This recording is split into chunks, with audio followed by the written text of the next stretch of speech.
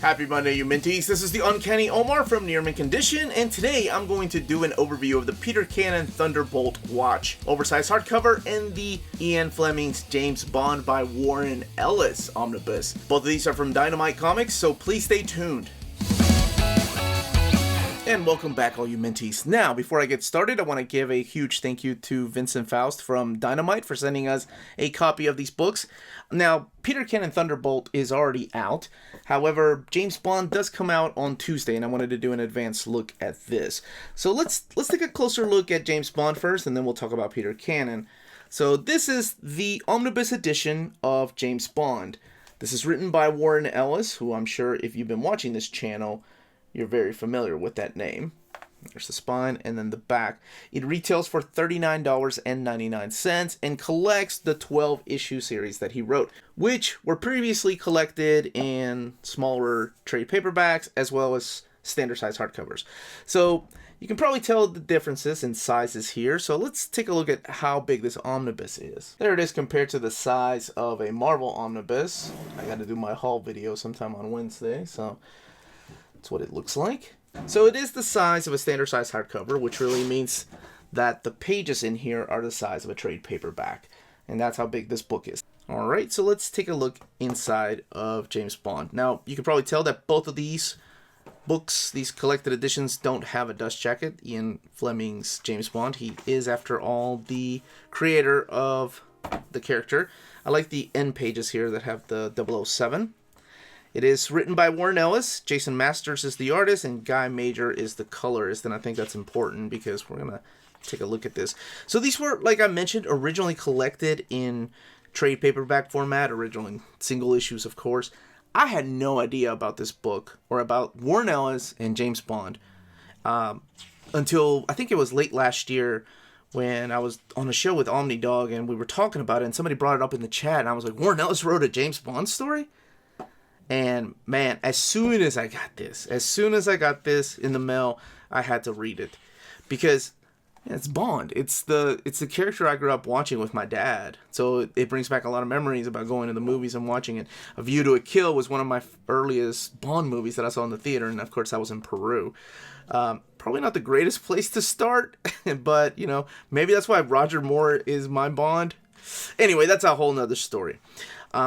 So this is both the story of Vargar and Eidolon, which is the second part, and I'm not even sure if I'm pronouncing that right. One of the things that I love about the artwork is that it is easy to follow, and I love these little panels like this that they borrow from like Kung Fu action flicks. Some of my favorite panels that I don't see often used in the comic book medium.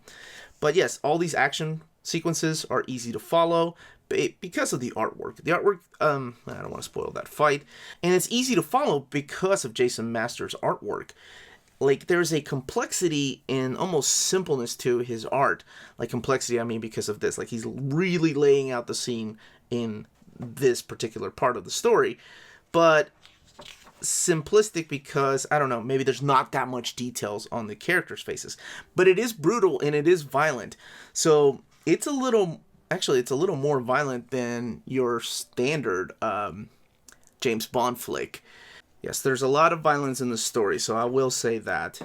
So it's probably more like the books and less like the movies. Sorry, I have to edit this more because I don't want to spoil too many pages for you all. And let's look back here. This particular volume has 328 pages of nothing but James Bond kicking ass and doing the things he does best with the ladies. And as I was saying, this isn't your typical Warren Ellis story, right? So don't expect things like The Authority, Planetary, Stormwatch, Next Wave, Transmetropolitan, just to name a few, because this is a lot different. This really reads like a more mature James Bond movie.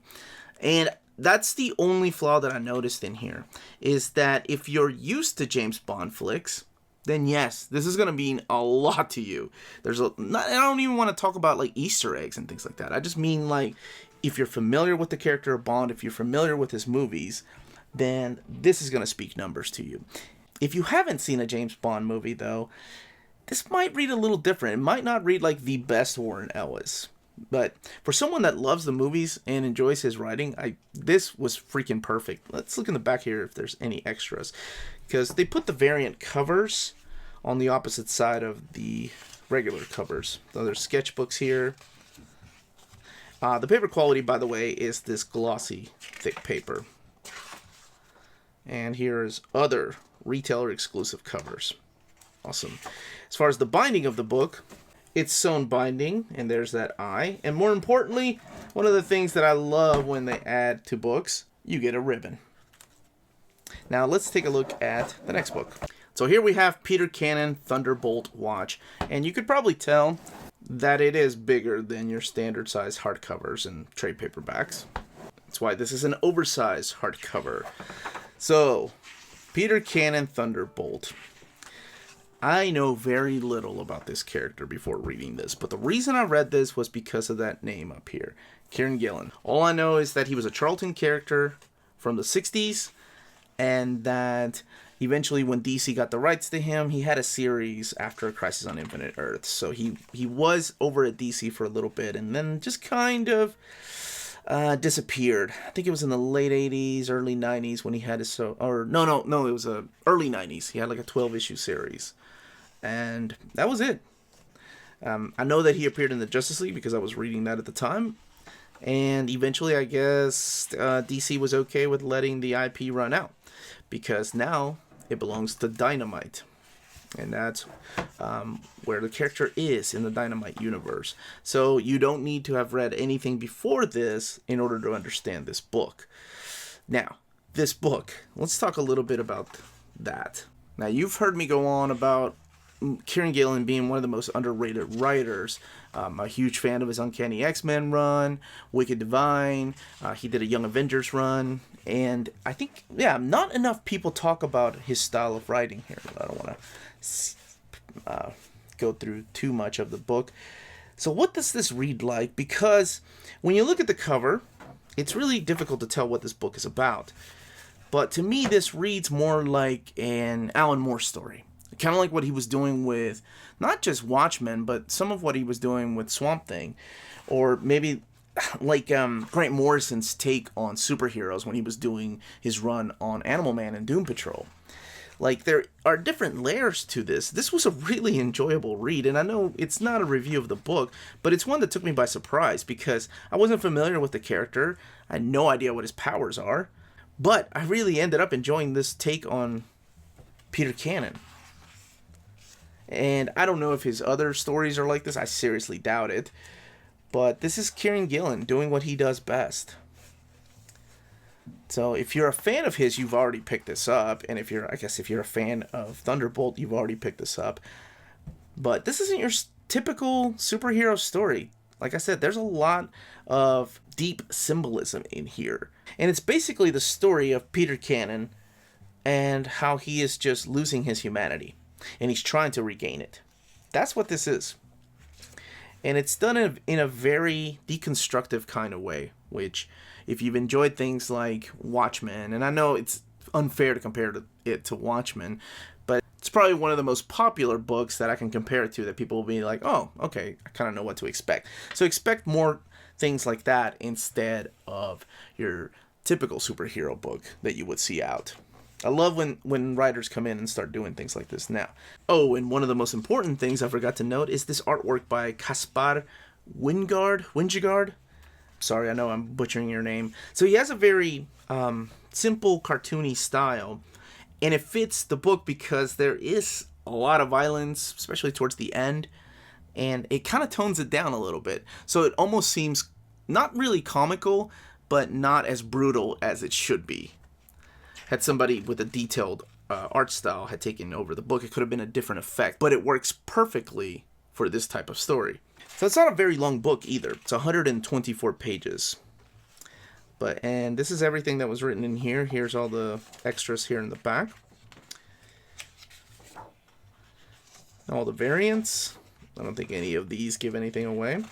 There are character sketches, but I wanted to skip through those because they kind of spoil something, and I don't want to give that away for anybody. This is the cover, which is also the variant for issue 3 by Caspar.